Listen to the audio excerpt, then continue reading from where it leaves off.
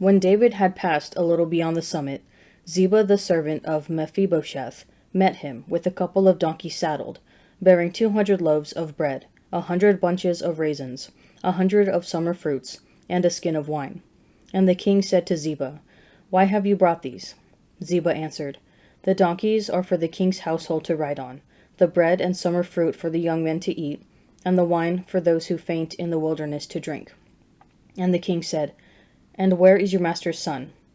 Ziba said to the king, "Behold, he remains in Jerusalem, for he said, 'Today the house of Israel will give me back the kingdom of my father.'"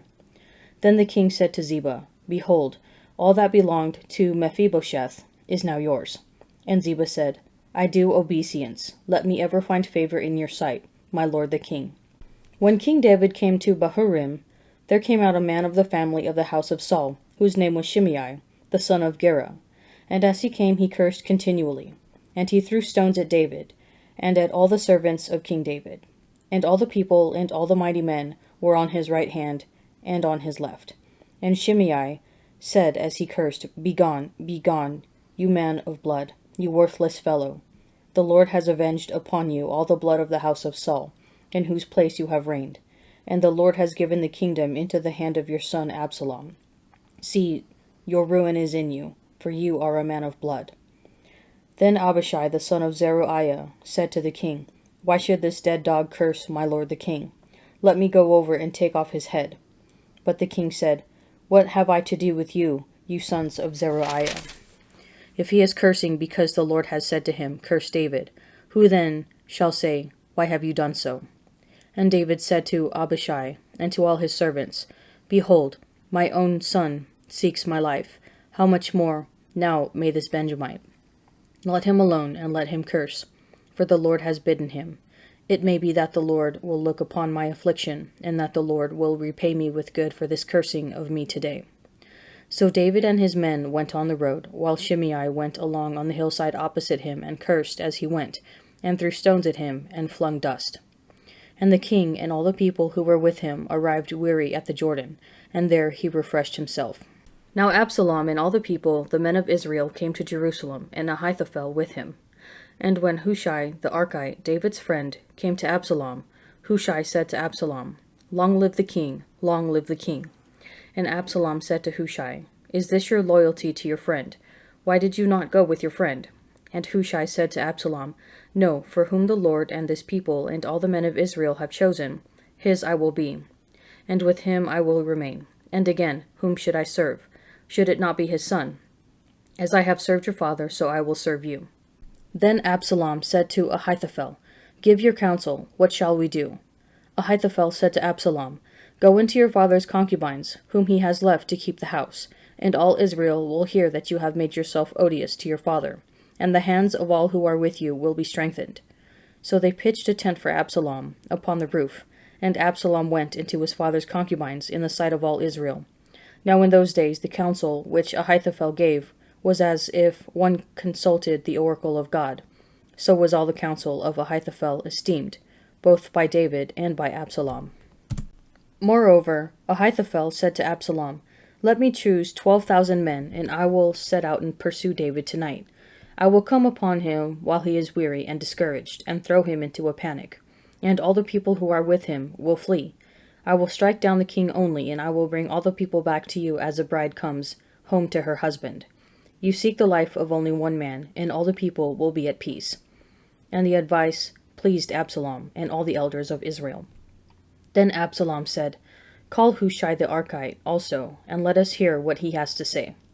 And when Hushai came to Absalom, Absalom said to him, "Thus has Ahithophel spoken. Shall we do as he advises? If not, you speak." Then Hushai said to Absalom, "This time the counsel which Ahithophel has given is not good." Hushai said moreover, "You know that your father and his men are mighty men, and that they are enraged, like a bear robbed of her cubs in the field. Besides, your father is expert in war.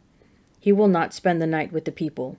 Behold, even now he has hidden himself in one of the pits, or in some other place.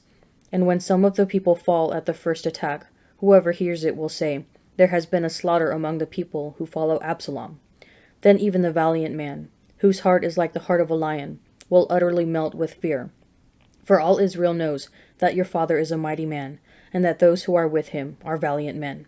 But my counsel is that all Israel be gathered to you from Dan to Beersheba as the sand by the sea for multitude, and that you go to battle in person. So we shall come upon him in some place where he is to be found, and we shall light upon him as the dew falls on the ground. And of him and all the men with him not one will be left. If he withdraws into a city, then all Israel will bring ropes to that city, and we shall drag it into the valley, until not even a pebble is to be found there. And Absalom and all the men of Israel said, The counsel of Hushai the Archite is better than the counsel of Ahithophel. For the Lord had ordained to defeat the good counsel of Ahithophel, so that the Lord might bring evil upon Absalom. Then Hushai said to Zadok and Abiathar the priests, Thus and so did Ahithophel counsel Absalom and the elders of Israel, and thus and so have I counseled. Now therefore send quickly and tell David, Do not lodge tonight at the fords of the wilderness, but by all means pass over, lest the king and all the people who are with him be swallowed up. Now Jonathan and Ahimaaz were waiting at Enrogel, a maidservant used to go and tell them, and they would go and tell King David, for they must not be seen entering the city. But a lad saw them, and told Absalom. So both of them went away quickly, and came to the house of a man at Bahurim, who had a well in his courtyard, and they went down into it. And the woman took and spread a covering over the well's mouth, and scattered grain upon it, and nothing was known of it.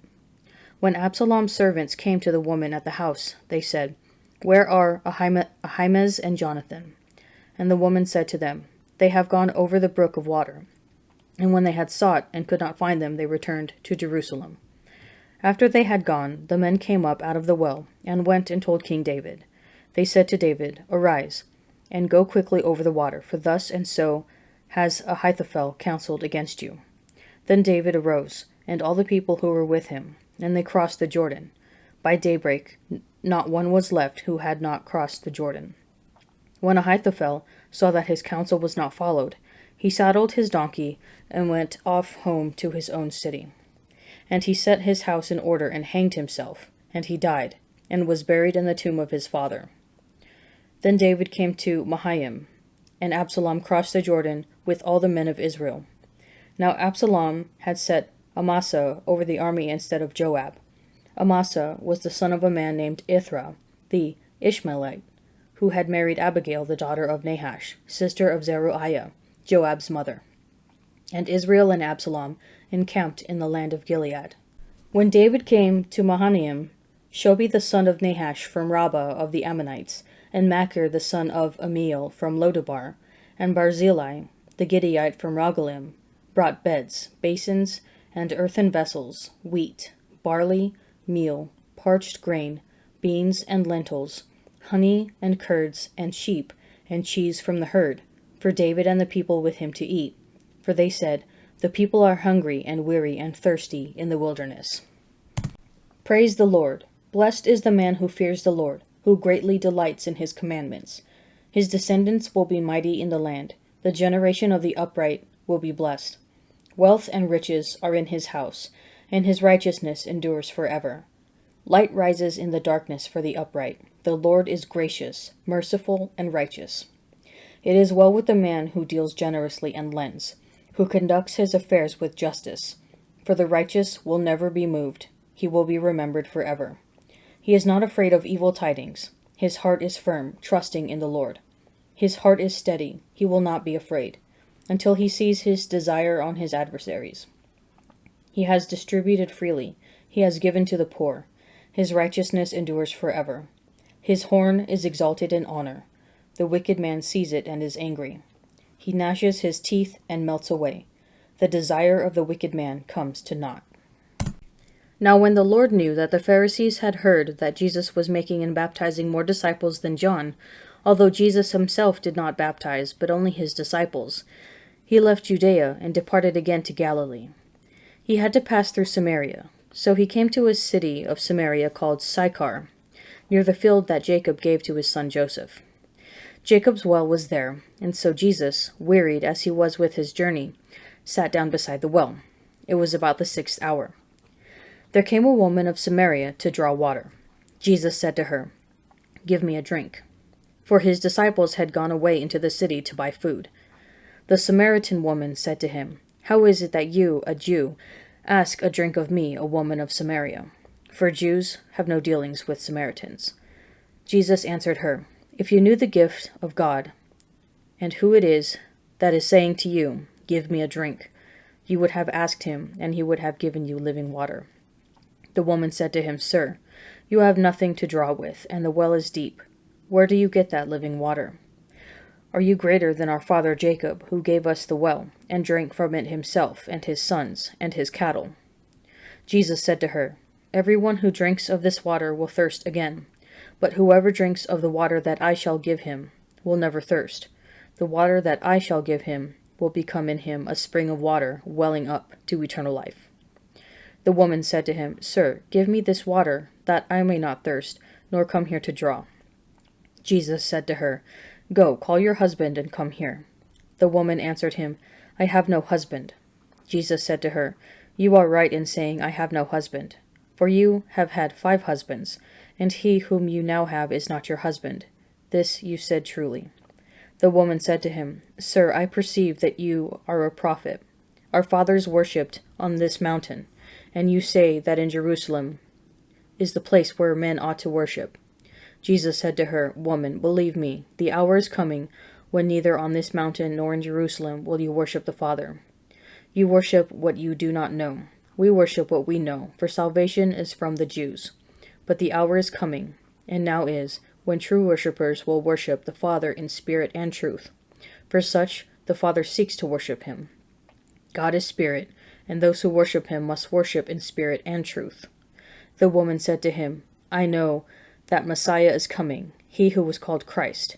When he comes, he will show us all things." Jesus said to her, "I who speaks to you am he." Just then his disciples came.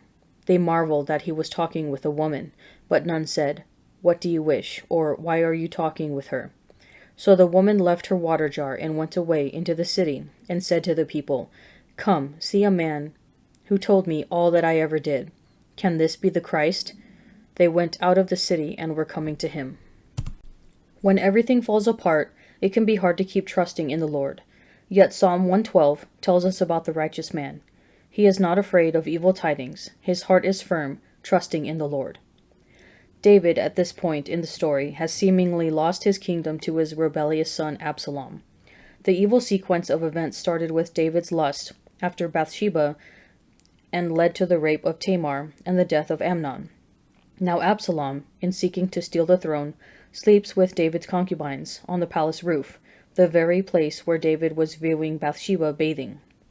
Yet David remains steadfast even in his downfall, allowing himself to be publicly cursed. The Lord protects David and causes the advice of his spy, Hushai, to influence Absalom.